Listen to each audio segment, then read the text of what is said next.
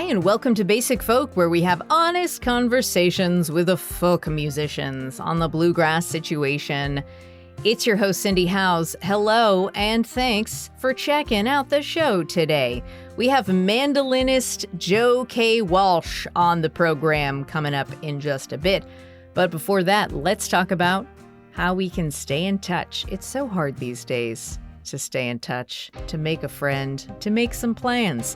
Here's how you do it with us. You can join our newsletter. You can sign up at the link in the show notes, or you can go to basicfolk.com and there is a sign up link there. You can also follow us on social media. We are at Basic Folk Pod on Instagram, Facebook, TikTok, and YouTube. We are also a listener-supported podcast. If you would like to help us out, throw us a couple of bucks a month, you can do so at the link in the show notes, or you can do it at basicfolk.com/donate. Okay, what is going on? So at the time that you're listening, it is August. I have been taking care of a baby with my wife, and that is going pretty well. It feels like today I do not feel like I am underwater. I feel like I am nailing it, although I recently have been using the term snailing it. It actually adds a little bit more lightness and comedy into your life. Try it out. Snailing it. You snailed it. You right there. You know what we did today? We snailed it. That's my tip of the day for you. Okay, let's get to the show today. Joe K. Walsh. He is originally from northern Minnesota, grew up in Duluth, and became enthralled with the mandolin, his current primary focus, after hearing the first David Grisman Quintet album. His dad got the young Joe his own mandolin. He ended up getting very serious about the instrument and found himself studying at Berklee College of Music, where he is now on faculty in the string department. Joe, in fact, was the first mandolin student at Berklee in a town that is now flooded with amazing mandolin players. His already strong sense of community and collaboration led him to becoming a main player on the Boston scene with his string band Joy Kills Sorrow and the Gibson Brothers. He now resides in Portland, Maine, and plays solo as well as with Mr. Sun, led by fiddler Darol Anger. In our conversation, we talk about taking over at Berklee after the death of Professor John McGann, a beloved Boston trad player who recorded with Grisman, Mark O'Connor, Tim O'Brien, the Boston Pops, among others. Joe addresses the question of whether bringing folk music into a college setting is academizing folk music or perhaps folking music academies. He also gets into hot-button issues like improv, simplicity, and restraint. And of course, he finally reveals his true feelings about the other Joe Walsh. Joe's new instrumental album, Trust and Love, is a peaceful listen in these wild times. I'm happy to know Joe and have already benefited from his friendship. He and his wife gave my family a ton of baby hand-me-downs that have proved so useful. Everyone has a friend in Joe K. Walsh. We'll take a listen to a song from his new solo album. This is "Do You Know What It Means to Miss Alaska?" And then we'll get to our conversation with Joe K. Walsh on Basic Folk.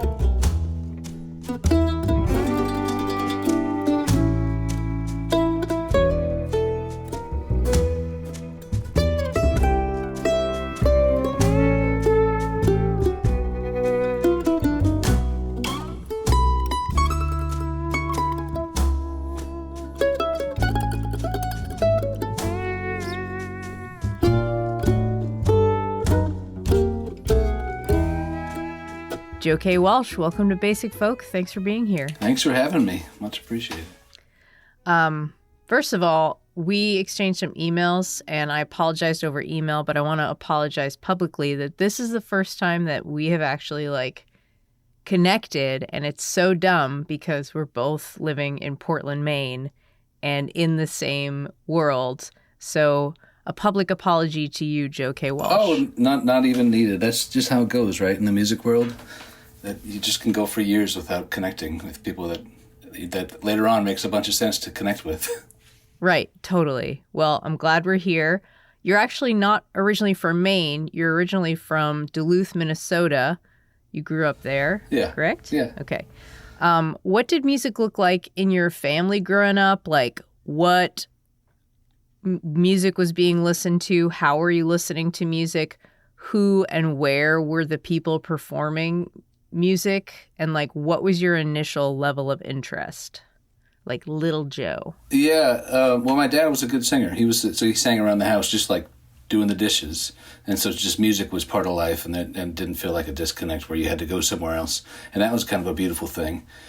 And then we started going to see like John Gorka and Greg Brown and Vance Gilbert. You know, what I could think of as the folky circuit, and I really love those things, and I love those people, and those were really special concerts. In some ways, it feels like a Midwesty thing more so than sometimes I find out here, out in Maine. But oh, really? What do you think the difference is? I guess I don't know.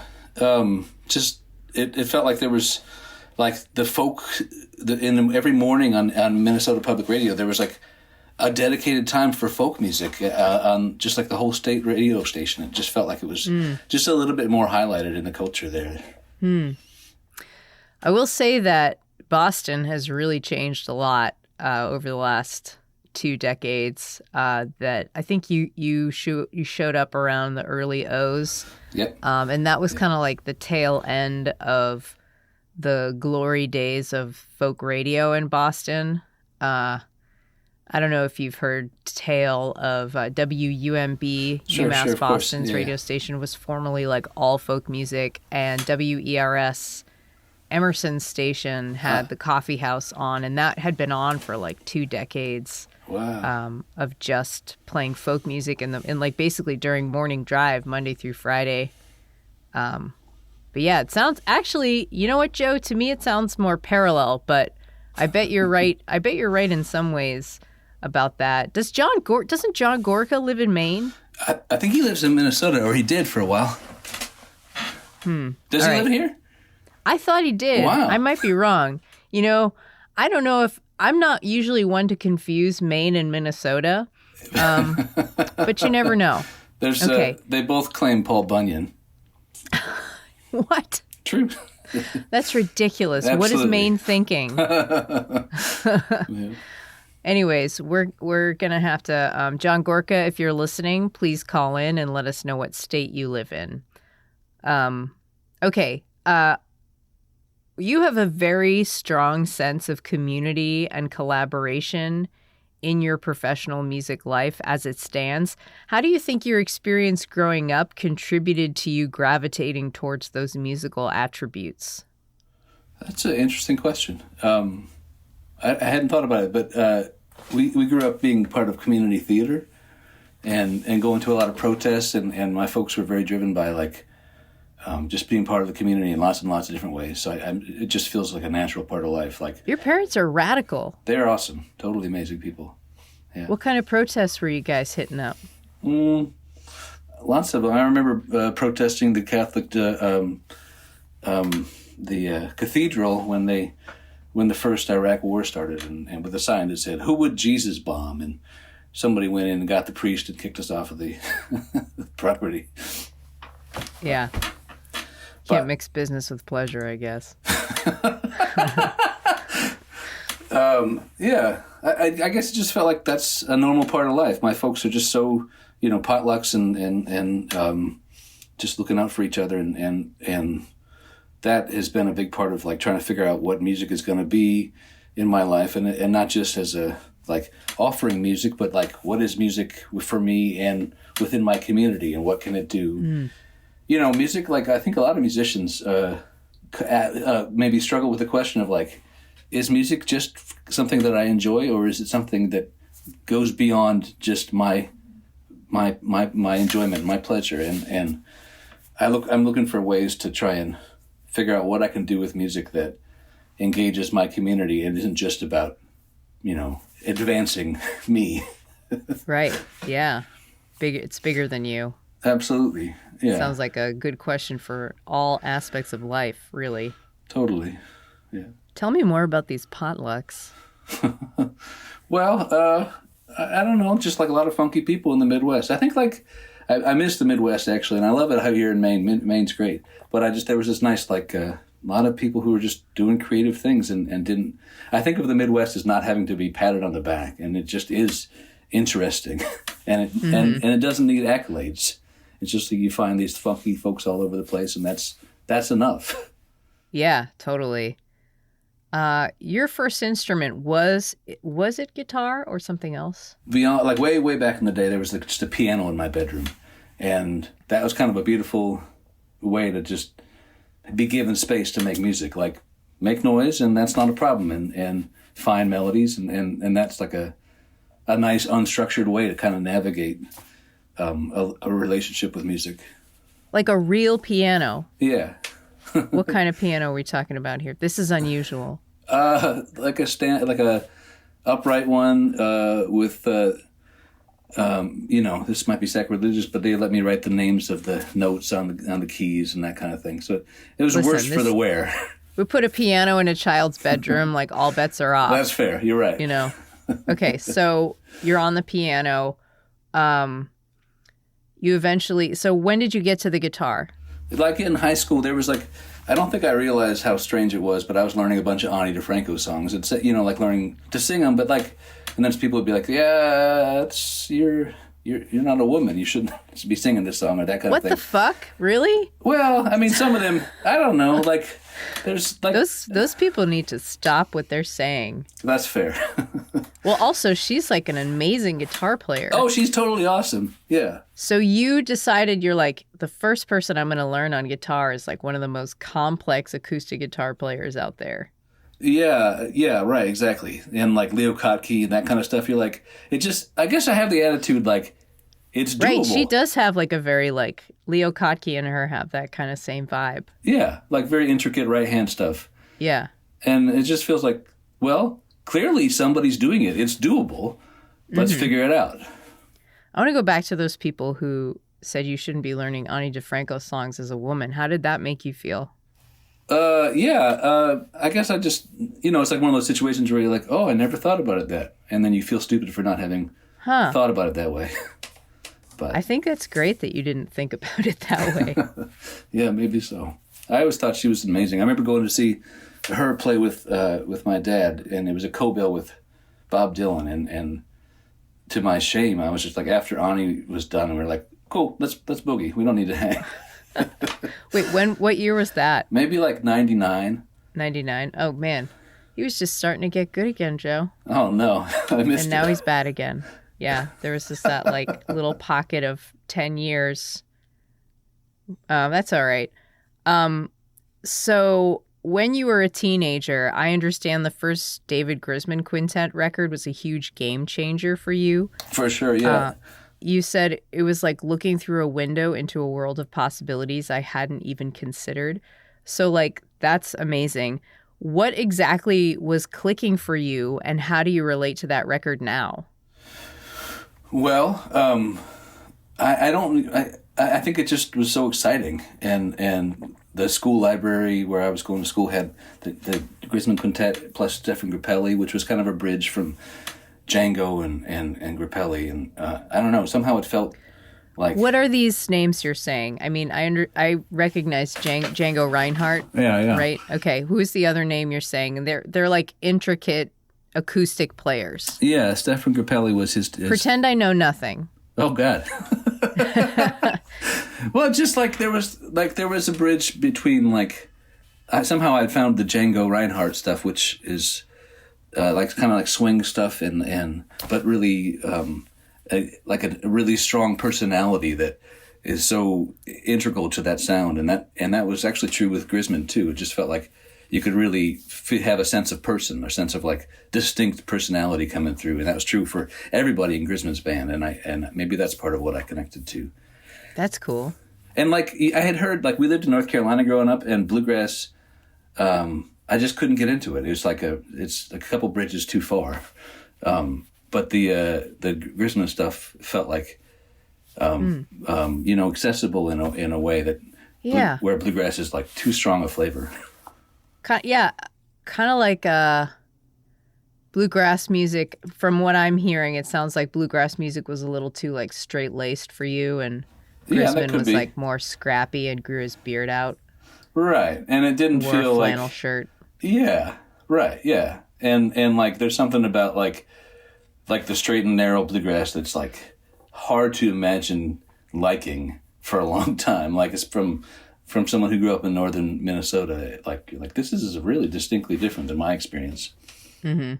Yeah. And yet, Grisman was a gateway for me and lots of other folks to bluegrass. For sure. And thank God for that. Okay, so after the Grisman record, your dad got you a mandolin. You called it a pancake mandolin, which is, I think it's just like a mandolin with like a bigger, rounder body. Yeah, and there was like a Army-Navy kind of similar body build, like just like a flat one. And Flatiron used to make them, and for a lot of folks, that was their first mandolin, which is kind of... What purpose is the shape of that kind of mandolin? Making it cheap, I think. It's like really a much easier way to build it. I think, mandolins are so expensive because of the carved arches. So you've been playing some music for a while now. You're playing the piano, you're playing guitar. How did you see and feel your connection to music changing through the mandolin and also through David Grisman? And you've mentioned also Del McCoury was a huge influence on you through their examples.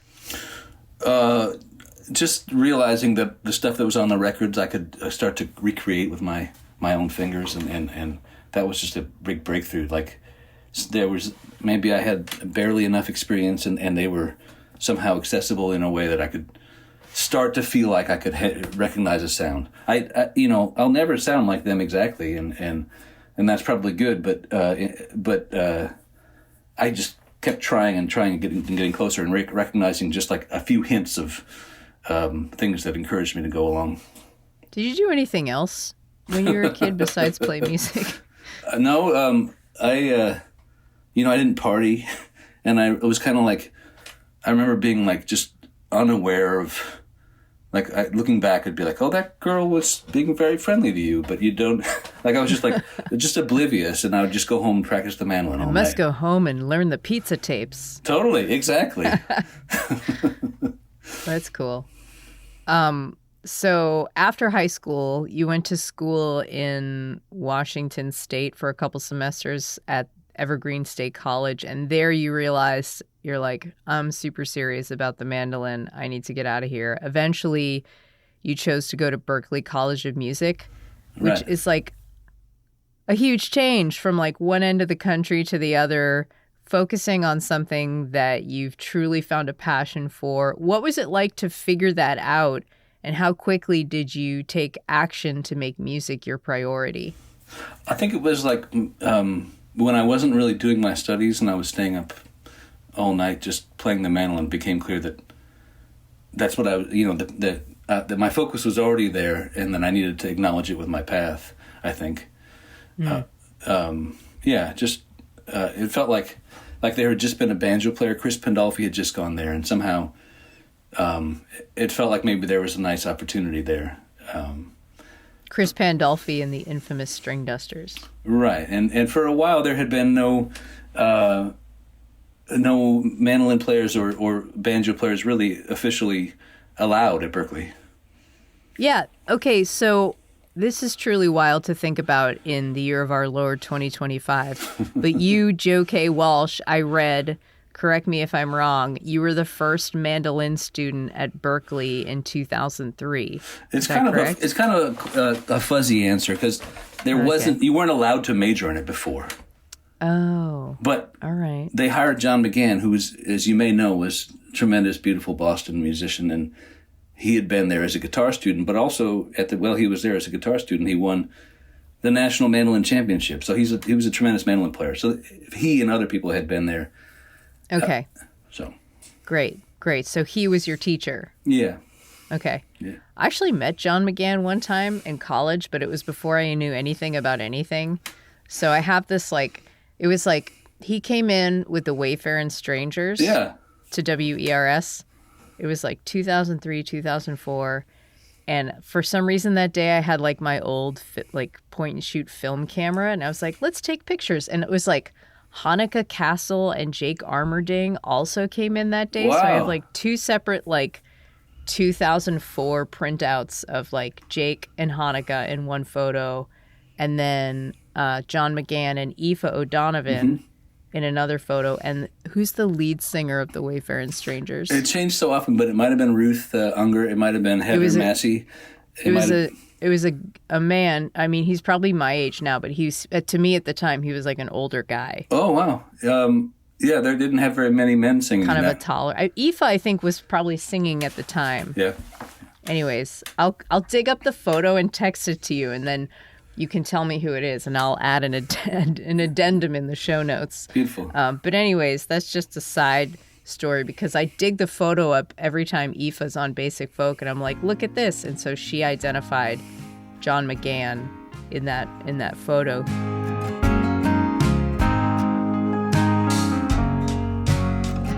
So you are a teacher right now at Berklee. You're on faculty in the string department there, and you took over after John died.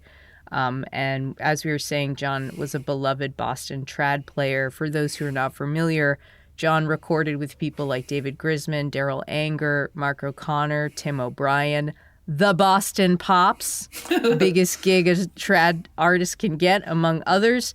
So what was it like for you when he died? And also, what was it like for you to take over for someone who was so revered at a place where, you were once a student?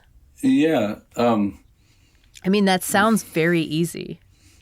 I think I quickly accepted the premise that no one person could ever replace John. And he was so multidimensional. And it took really 5 of us to try and take up the space, because he was such a model of a diversely talented musician in a really inspiring way.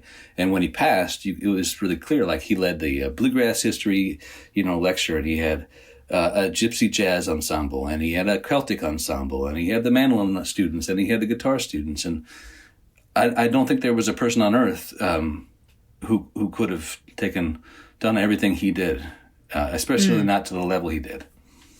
Well, it sounds like this next question includes John laying down the roots for what I'm about to throw at you. So for those listening who don't know, the Boston roots, bluegrass, and Celtic scene in 2025 is very vibrant, pretty incredible, thanks to schools like Berklee and the New England Conservatory. However, I feel like that's only in the past couple of decades, and it's my opinion that people of and I feel like we're the same age, even though I'm not a musician, of our generation have worked to quietly revolutionize and legitimize folk music by bringing it into an academic setting. So I'm just wondering how does that hit you? Yeah, I think it's really nice that it's there, and I feel really proud that people can go and work on this music that they find inspiring in that way at school. And I think the fact that Berklee is trying to meet that need is cool. I being that we live in the States and college is expensive, there's a huge caveat totally for me. And that's all of this is not without that huge thing that weighs on my mind, which is that folk musicians who aspire to a career in folk music need to be very, very careful about going into debt. Right. Which leads me to my next question, which we were just discussing. So folk music can be defined by music of the people. It's learned orally or in a family or social setting. So now here's the question. How do you feel about bringing folk music into an academic setting? Are you, I don't know if I made up this word. Are you, oh no, I don't know if I can pronounce it. Are you folking up music academies, or are you academizing folk music? Well, there's the aspect where I mean, and I don't know if this is an apocryphal story, but supposedly Gary Burton, famous vibraphone player who was in charge of Berklee for right before the time I entered Berklee, supposedly he didn't want the banjo and mandolin there because they weren't real instruments. And there's an aspect of this that I think is really important, which is saying this music is beautiful and really vital and deep, and we can legitimize it in that way. And I love that that's happening. There's obviously some other complications that come with it, and I think in the bluegrass world, people sometimes derisively refer to Berklee bands as being, kind of a if you like your bluegrass with too many chords or too much complexity, that's what you might find there. And I think that's a legitimate. It's changing the music, profoundly, and that gives me pause. Like you probably know. I think it's really a strong parallel between this and the way jazz was put into colleges. And I think it's cool. And I love being able to study. It was profoundly important to me to go to Berklee and study jazz stuff and study with McGann. Also, the fact that it went into the colleges, I think, changed the music profoundly. And that's not necessarily positive. Right. In being around students at Berklee, what is the opportunity like for you to stay connected to concerns of younger musicians, like as the music industry crumbles around our very eyes? And being around younger people in general, what have you learned from them about the state of mind of the future of music? That's probably I should be learning more, because it is really special to be in that situation. I think part of it's that I'm befuddled by the way they remind me of myself at that age, and sometimes the impossibility of trying to steer them away from the mistakes I made. Right.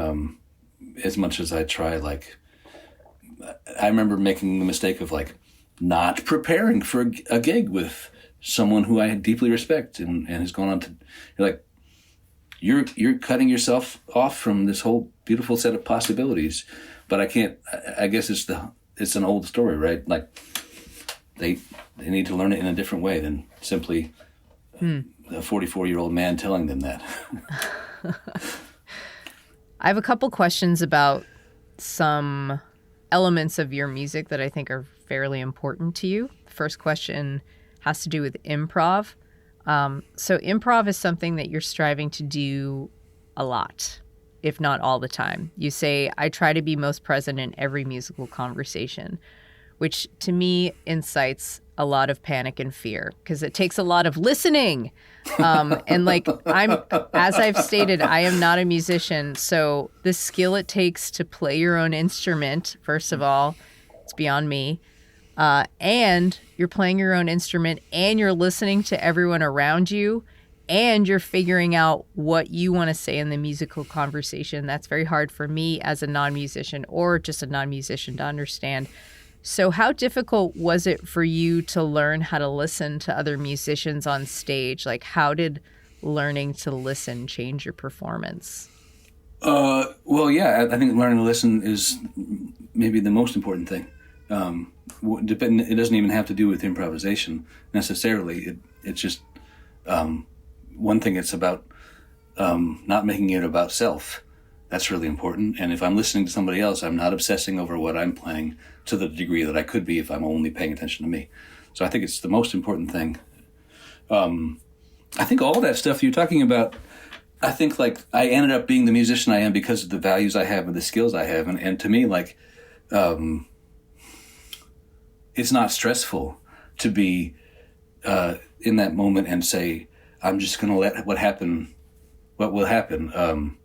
I think to me, sometimes it's more stressful to have a inflexible script and try and remember that. That's actually harder. I always think of the situation where let's say I'm at a party and I want to meet somebody and I come up with 2 or 3 sentences that I'm like, oh, this is really going to wow them, and then when I try and think of ahead of time what I'm going to say to somebody and then walk across the room, it never works. Even if I say it, the words that I think I'm going to say, they don't sound the way I want them to sound. They don't sound tossed off or casual. It's like, and I feel relatable.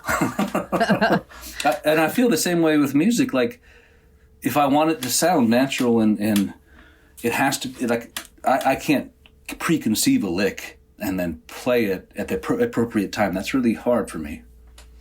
So, what's it like for you to listen back to old recordings of yourself before you maybe like honed this skill?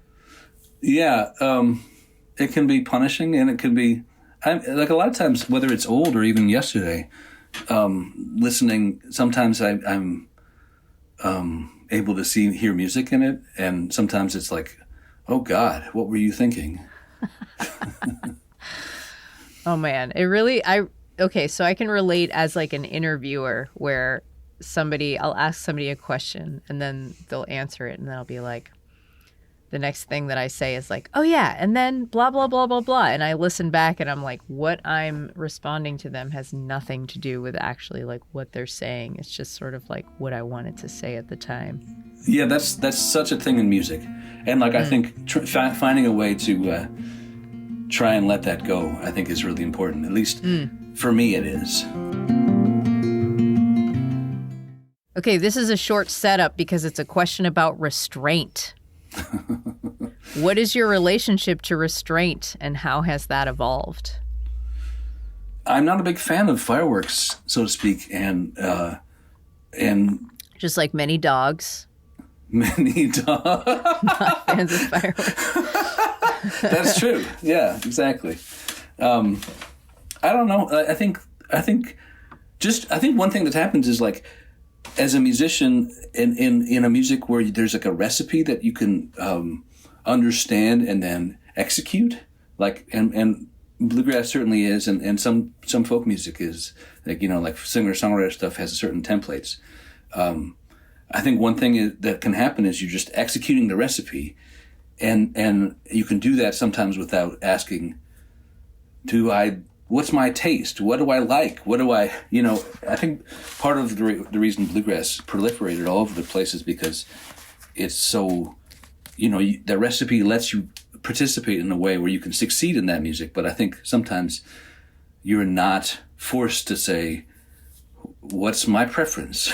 And at some point I listened, I realized, like, the things I'm playing and the things that I listen to when I'm making dinner are really distinctly different. And why is the thing that I play different than the stuff that I listen to and care about, and the music that nurtures me when I'm not playing? And I think the correlation, or the thing that was clear, was like space, and was the priority, and not chops. Wow, awesome. Okay, one more attribute that I feel like is important to you in your music is simplicity. You said the best way to communicate is usually a well-constructed, simple sentence. Isn't it funny that that in the question about restraint just a moment ago, how long was my answer? It was like 10 minutes. I don't know. I stopped paying attention 7 minutes ago. Okay, simplicity. So how did you get to this conclusion? And then bonus part of this question, which actually might be more interesting than the first part, how do you find that sometimes instrumental music can sometimes communicate beyond the human language? Well, I think, like, the musicians that I listen to who improvise, they're saying something very clearly, and I think that's something to aspire to as an instrumentalist. Like a clear statement, then we stop, and then something else. And I think, not being someone who relies on breathing to generate a sound, we can just generate sound forever without ever leaving a break. And I don't think that doesn't feel musical to me. So that's really important value. Now, the second part of the question was about music that goes beyond language. I guess I feel like maybe I'm just not as good with language, and for me, music allows me to try and convey things that are difficult to articulate. But I think Like, for example, an example that comes to mind is like, how do I convey sadness and hope at the same time? Music is pretty good for that, I think. And that's a hard one to describe, I think, or at least for me. I guess we all have our own languages, and for me, collections of notes in space is the one that I feel more comfortable with. You're based in Portland, Maine. How did you come to live there? I graduated from Berklee, and I didn't want to continue living in Boston, and I didn't want to move to Nashville. And at the time, Portland was cheap. It was a really affordable city. So as a scrappy young musician trying to get my career together, it was a nice base. And I was still in the band Joy Kills Sorrow, so I wanted to be in striking distance. It's pretty random, I have to say, and here you are. I don't know if it feels random or not. It's not if you were being strategic about trying to say, structure a music career, it's pretty far removed from most of the gigs and most of the infrastructure. So in that way, it's like a strong impediment. But there's all these beautiful things that become, or that in retrospect feel like beautiful, which is like, if you're creating your music further away from, say, Nashville, I don't think you feel as many pressures to blend in, because you're not even in, you know? Yeah. I guess I just feel like I value the way I've been forced to think about my values here in a way that I think in Nashville I would have been more likely to just be like, oh, this is what's working right now. This is what so-and-so sounds like, and they're working. I need more of that. You kind of have to work. Are you saying you were working harder? I feel like being here made it easier to achieve the goal that I would like, which is having a sense of self. And I think being in Nashville or LA, I think you could get subsumed by whatever trend is succeeding. And I would like to tell you that I'm impervious to that, but I also have recognized myself looking at, I don't know, just being in situations where you're aware of what succeeds and not being able to totally ignore that. The new instrumental record is Trust and Love. It's your fourth record, which you describe as peaceful and beautiful, and an understated record for an overstimulating time. How does making this less is more record, how has that impacted your state of mind? My state of mind, that's a good one. Well, I think part of it's like if you think that something needs to be made, and it may not even receive a response, but if you think something needs to be made, I think it's, for me at least, it's nice to just do it. And part of the reason I say something needs to be made, not necessarily it needed to be me, but I have been frustrated with the way in the mandolin world, basically the defining sound is more. More is more. And that's cool, and it's beautiful, and it's really inspiring. Also, I think if you want there to be space for understatement in the mandolin world, for me, I groused about it for about a decade, and then you're saying, well, you should probably just do something and try and have an offering. And I think there's a trend towards that these days, and I appreciate that. It hasn't been like that basically ever, I don't think, but it does seem like there's more valuing of that aesthetic than ever before. A good reason to be cheerful amongst the flames is that, Joe K. Walsh, you are a new dad. Is this okay to talk about? Oh, yeah. Yeah, okay. Last summer, 2024, you and do you say wife or partner? Yeah, wife is good. Your wife, Emma, welcomed your first daughter. Very cute. You posted a picture of her on your Instagram recently. You're holding her, and she sort of like looks like she's chomping on your mandolin. And you said, "My Gilchrist has teeth marks now." What has your music life looked like since becoming a dad? Like, how has it changed your priorities around music in terms of like music community, music career, music at home? Yeah. I mean, first of all, like I don't, I think I have a higher bar for what I want to do in terms of what gigs I'm willing to accept. No more fucking around, Joe. Exactly. I mean, honestly, like you're like, does this justify being away from home? Yeah. And maybe I prefer less money and more time with the little lady, and that's an okay trade-off. And then also trying to create situations like she came to our weekly gig last night and was passed between 5 or 6 dear friends in the first hour and smiled the whole time. So that, it puts a new light on casual gigs where she's just going to have these people who she grew up with and people who look out for her as she grows up. Have you bought her own little baby mandolin yet? Or put an upright piano in her room? Yeah, that's what we need. Is it heavy-handed if I buy her a mandolin? No pressure. Yeah. I do actually want to get some beater instruments to leave around the living room. I think, I have friends who definitely oh, the kids are gonna play.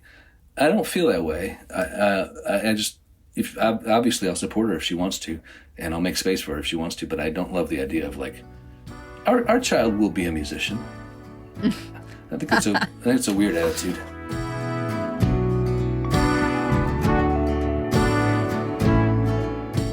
Being a teacher at Berklee, how has that prepared you to be a dad? Wow.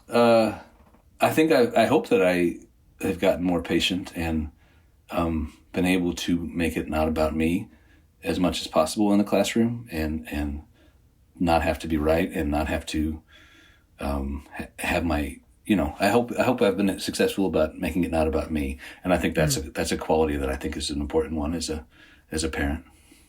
I don't have a follow-up interview with your daughter in 20 years, and she can tell us whether or not you did it. Yeah, right. I want to hear about that Gilchrist mandolin that your daughter was chewing on. You two have a really interesting history coming together, and I don't want to tell the story because I feel like it's such a good one. So can you tell the story of how you came together and what your connection is like?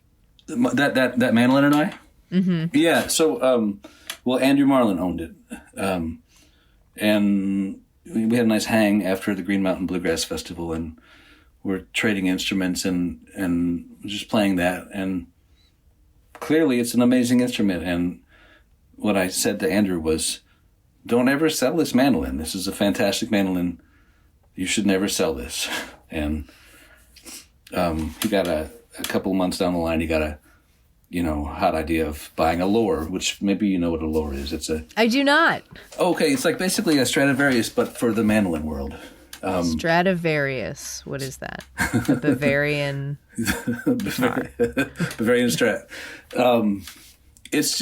I guess every arena of obtaining things has its unobtainable thing, and in the violin world, the Stradivarius is the most desirable. Violins, and in the mandolin world, the Moby Dick or the whale in Moby Dick. Yeah, right. Yeah, for most of us, the white whale. Yeah, and so he bought a lower and needed to raise some money and sold me this, which I'm glad he did, but also I feel like burdened by the idea that he may have come to regret that. So. Well, something to hang over his head. An old Mando Marlin. That's funny. Did you have another Gilchrist mandolin? Because I read this story. Oh, I see what you mean. Yeah, I know which one you're talking about. Yeah, okay, so there's two. I did have one, and I guess grew out of love with it, but it's still the great mandolin. Ah, all right. Do you still own that, or is it? I sold that one to buy the one that Andrew sold me. Okay. Yeah. All right. We will not speak of the other one. Okay, so I wonder if this comes up in every interview that Joe K. Walsh does. I found a picture of you and the other Joe Walsh online. Oh, wow. What is your history with Joe Walsh? You being regular guy Joe Walsh versus Joe K. Walsh, the musician, versus the famous Joe Walsh. Right. I think my folks didn't even know that when they named me that there was another Joe Walsh. They were not like into pop music or anything. So we were all... The Eagles didn't make it to Duluth. Yeah, somehow the Eagles didn't succeed enough for my folks to be aware of him. It's just been there's been all these hijinks, and I think like if I had known that I was going to make a career out of playing music when I started, I would have probably changed my name. Because people, well, at least you got the K in there. That's right. What does the K stand for? Let me guess. Cornelius. That's good. That would be good. It was my dad's name, Kevin. Ah. Yeah.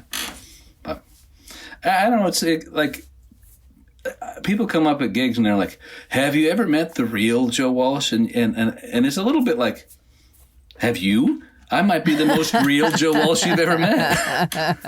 Like, the real Joe Walsh, right? And that happens all the time, and it's sort of like, at some point, it's a little tiresome. And there was I don't know, just like, you don't want people showing up to a gig with a different expectation of what's going to happen. And that has happened. Like I remember like in St. Louis with Darol and Grant, there was a bunch of dudes with like no sleeves and like mullets. And I was like, this is not our crowd. What is this? And it was like, I think the person advertised it in the wrong way. Oh, man. It does sound annoying, but have you ever played Hotel California on your mandolin? Wow, I never figured that out. Maybe I should. When you go back to that biker bar. That's right.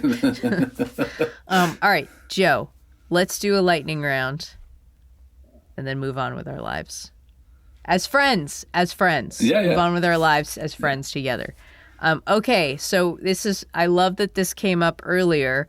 What are you bringing to the Duluth potluck? Oh, wow. I'm into beans lately. Cooking in a pot of white beans right now. Oh, okay. Excellent. Have you ever in Maine been to a bean supper? No. Okay, we're going Great. to a bean supper. It's like in a church basement vibes. All right. Where is your favorite place to play in the Boston area? Passim is great. Hard to beat Passim. I should have said, aside from Passim, where's your favorite place to play? Oh, I always like something new, so I'm always happy to try out new rooms too. I got to play at the what's that fancy room on Mass Ave? I got to play that one. It's the Symphony Hall. That was a lot of fun. Oh, that is a fancy one. Really nice. Yeah. What is your ideal stage outfit? Oh God, it's changing because ideal would be comfortable, but like I'm aware that people around me dress a little fancier, so just trying to find a compromise. What is your favorite dad accessory? Oh, a backpack with a daughter in it, specifically mine. Okay, this is the last one. This is a very important question. Who is one musician, living or dead, that you'd want to ride a tandem bike with? Oh, wow.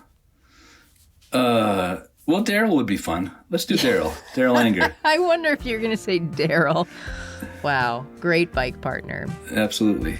All right, Joe, thank you so much. This was awesome. Nice to speak with you. Thanks for having me.